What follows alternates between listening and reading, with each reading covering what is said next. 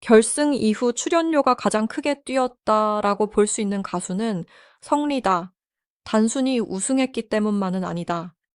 성리는 결승 전까지도 패자부활전을 거쳐 올라온 도전자였지만 2026년 5월 13일 생방송 결승에서 4,784점을 기록하며 초대 우승자가 됐다. 같은 날 오후 11시 55분 기준 실시간 문자 투표가 110만 건을 넘어섰고 성리는 이 위 하루보다 1241점 이상 앞섰다. 오디션 전과 후의 인지도 차이, 행사 섭외 범위 방송 활용도까지 함께 보면 출연료 상승 폭 1위는 성리로 보는 것이 가장 설득력 있다. 다만 여기서 반드시 구분해야 할 것이 있다. 무명전설 탑7의 정확한 행사비와 방송 출연료는 소속사나 제작사가 공식적으로 공개하지 않았다. 따라서 지금부터의 순위는 확인되지 않은 금액을 사실처럼 말하는 순위가 아니다. 결승 성적 방송 노출, 기존 인지도, 팬덤 확장 속도, 후속 프로그램 출연, 단독 무대를 맡을 가능성을 종합해 누가 가장 큰 폭으로 몸값이 올랐는지를 분석한 순위다. 현재 출연료가 가장 높은 사람과 방송 전보다 가장 많이 오른 사람은 다를 수 있다. 7위는 이창민이다. 이창민은 최종 2,963.56으로 6위를 차지했다. 순위만 보면 탑7 중 중하위권이지만 그는 이미 2AM의 멤버이자 오랜 방송 경력을 가진 가수였다. 오디션 이전에도 이름과 노래 실력을 알고 있던 대중이 많았다는 뜻이다. 무명전설을 통해 트로트 무대에서 새로운 가능성을 보여줬고 중장년층 팬까지 넓혔다는 성과는 분명하다. 그러나 기존 출발점이 다른 참가자보다 높았기 때문에 상승률만 놓고 보면 7위로 보는 것이 타당하다. 현재의 실제 섭외 단가가 낮다는 뜻이 아니라 방송 전과 비교한 증가 폭이 상대적으로 작을 가능성이 높다는 의미다. 6위는 황윤성이다. 황윤성은 결승에서 3,278.07을 기록해 4위에 올랐다. 그는 무대 경험과 팬덤을 갖춘 참가자였고 방송 초반부터 안정적인 상위권 후보로 평가받았다. 최종 탑7 기자간담회가 열린 2026년 5월 20일 서울 상암동 쇼킹 K-팝 센터에서도 황윤성은 당당히 4위 자격으로 무대에 섰다. 결승 이후 지역 축제와 트로트 합동 공연에서 활용할 수 있는 이름값은 분명 커졌다. 그러나 황윤성 역시 방송 전 인지도가 완전히 낮았던 참가자는 아니었다. 따라서 출연료 자체는 높아졌더라도 몇 배씩 폭발적으로 상승한 사례라기보다 안정적으로 한 단계 올라선 사례에 가깝다. 5위는 장한별이다. 장한별은 3,513.82로 3위를 차지했다. 2위 하루와의 차이는 불과 28.48이었다. 단 한 번의 문자 투표 흐름만 달라졌어도 순위가 바뀔 수 있었던 초접전이었다. 장한별의 강점은 트로트에만 머물지 않는다는 점이다. 보컬 실력, 예능 감각, 해외 활동 경험, 외국어 활용 능력까지 갖춰 방송과 행사에서 쓸 수 있는 카드가 많다. 실제로 2026년 7월 17일 방송된 MBN과 채널 S의 전현무 계획사에는 성리 하루와 함께 탑3 대표로 출연했다. 결승이 끝난 지 2달이 지난 시점에도 탑3가 별도 예능의 중심 게스트로 초대됐다는 것은 방송 가치가 유지되고 있다는 직접적인 증거다. 그런데 장한별을 5위에 둔 이유는 그의 현재 가치가 낮아서가 아니다. 오히려 방송 출연료의 절대액만 본다면 탑7 안에서 상위권일 가능성이 있다. 다만 장한별은 이미 가수와 방송인으로 활동한 경력이 있었기 때문에 출발점이 낮지 않았다.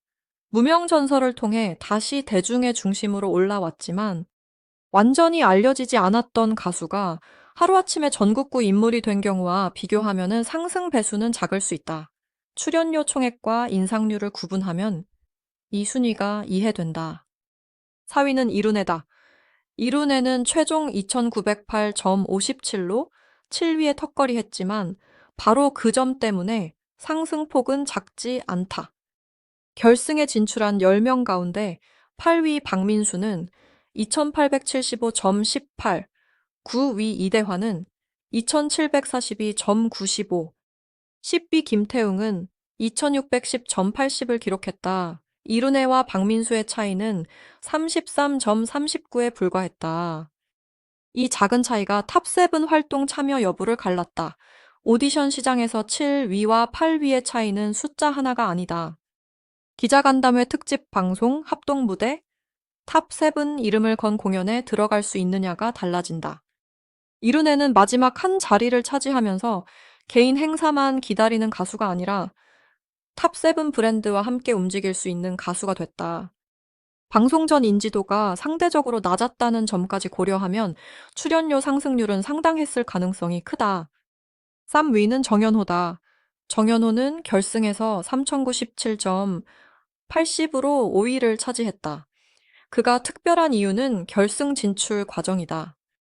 2026년 4월 29일 방송된 준결승에서 정연호는 성리 이창민과 함께 패자 부활전을 통과해 결승행 마지막 티켓을 잡았다. 한 번 탈락 위기에 놓였던 가수가 최종 5위까지 올라간 것이다. 이런 서사는 행사 시장에서 매우 강하다. 관객은 단순히 노래를 잘하는 가수보다 실패와 재도전을 견딘 인물에게 더 오래 반응한다. 정연호는 패자 부활전 3위에서 최종 5위로 올라섰고 전국 시청자에게 이름과 얼굴을 동시에 각인시켰다. 방송 전과 비교한 인지도 변화만 보면 탑7 중 가장 큰 축에 속한다. 정연호의 장점은 합동 공연에서의 활용도다.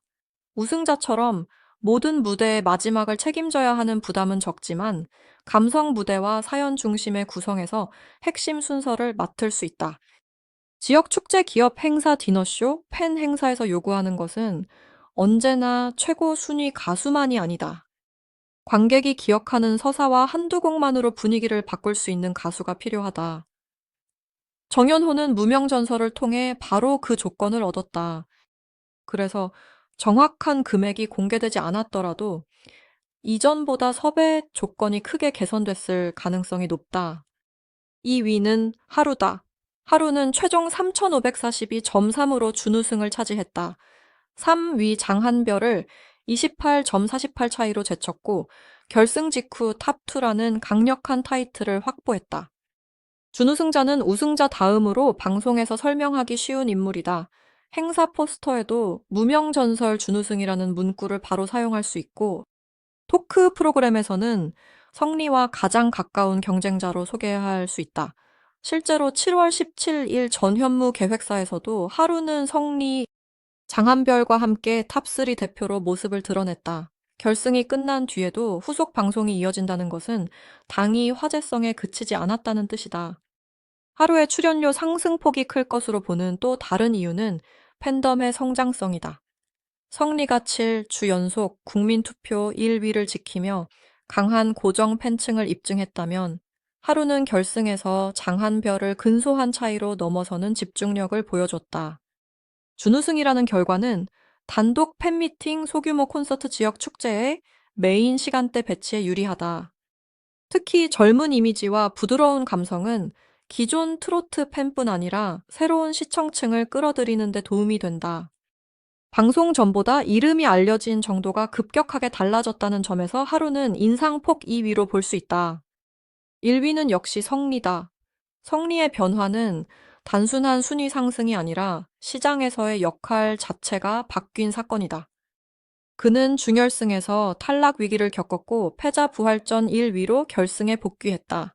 이후 결승 1차전에서 강력한 우승 후보로 올라섰고 5월 13일 최종 4,784점으로 초대 전설이 됐다. 이 위와의 격차는 1241.7이었다. 탑7 안에서 이 정도 차이는 압도적이다. 시청자 투표와 무대 평가가 동시에 성리에게 몰렸다는 뜻이다. 성리의 우승이 더 큰 의미를 갖는 이유는 프로그램의 규모다. 무명전설은 트로트를 사랑하는 남성에게 나이와 국적, 경력 제한 없이 문을 열었고 본 방송에서는 99명의 사내들이 경쟁하는 구도를 내세웠다. 첫 방송 직후인 2026년 3월 3일 기준 공식 소셜미디어 누적 조회수는 2,394만 5,644회를 기록했다. 인스타그램 약 772만 5천 회, 유튜브 약 1,188만 5,444회, 틱톡 약 433만 5,200회가 합쳐진 수치였다. 이런 규모의 관심 속에서 1위를 차지한 가수는 이전과 같은 조건으로 행사에 설 수 없다. 우승 이후 성리는 탑7의 중심이 됐다. 5월 20일 서울 상암동 기자간담회에서도 가장 먼저 소개됐고, 7월에는 탑3 예능 출연의 중심에 섰다. 행사 기획자의 입장에서 성리는 이제 노래 한두 곡을 부르는 참가자가 아니다. 무명 생활, 패자 부활전 결승 1위, 어머니를 향한 우승 소감까지 하나의 완성된 이야기를 가진 메인 가수다. 같은 무대 시간이라도 관객에게 전달할 수 있는 화제성과 감동이 훨씬 커졌다. 이것이 출연료를 끌어올리는 가장 강한 요소다.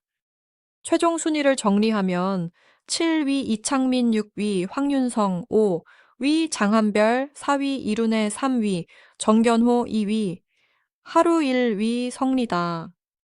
다시 강조하지만 이는 비공개 계약서를 본 순위가 아니라 공개된 결과와 활동을 바탕으로 한 출연료 인상 폭 분석이다. 현재 절대적인 출연료는 경력이 긴 이창민이나 장한별이 더 높을 수도 있다. 그러나 방송 전과 결승 이후의 차이를 묻는다면 답은 달라진다. 가장 극적인 상승은 성리 가장 빠르게 뒤를 쫓은 인물은 하루 가장 큰 반전을 만든 인물은 정연호와 이룬애다. 여기서 눈여겨볼 부분은 방송 순위가 곧바로 행사비 순위가 되지는 않는다는 사실이다. 행사 현장에서는 한 번의 섭외로 얼마나 많은 관객을 모을 수 있는지, 세대별로 얼마나 넓게 알려졌는지, 라이브 무대를 안정적으로 소화하는지, 진행과 토크까지 가능한지를 함께 본다. 그래서 이창민과 장한별은 인상률 순위에서는 낮아도 실제 계약 금액에서는 강할 수 있다. 반대로 이룬애와 정연호는 현재 금액이 가장 높지 않더라도 방송 전보다 오른 비율에서는 상위권이 될 수 있다. 성리는 두 조건을 모두 갖춘 드문 경우다. 우승이라는 공식 타이틀, 110만 건이 넘은 결승 문자 투표에 화제성 99명, 경쟁에서 살아남은 서사, 후속 예능에 이어지는 노출이 동시에 붙었다. 당이 행사 한 번의 가격만 오른 것이 아니라 방송, 공연, 광고, 팬 행사로 확장할 수 있는 선택지가 늘어난 것이다. 결국 무명 전설 결승은 순위만 결정한 무대가 아니었다. 33.39 차이로 탑7에 들어간 이룬애, 28점, 48 차이로 준우승을 차지한 하루, 패자 부활전에서 돌아와 4,784점으로 우승한 성리의 운명을 완전히 바꿨다. 출연료는 통장에 찍힌 숫자이지만 그 숫자를 움직이는 것은 시청자가 기억하는 이름과 이야기다. 결승 이후 가장 비싸진 가수가 누구냐는 질문보다 더 중요한 질문은 이것이다. 과연 이 상승세를 1년 뒤에도 유지할 가수는 누구일까? 지금부터 진짜 무명 전설의 두 번째 경쟁이 시작됐다.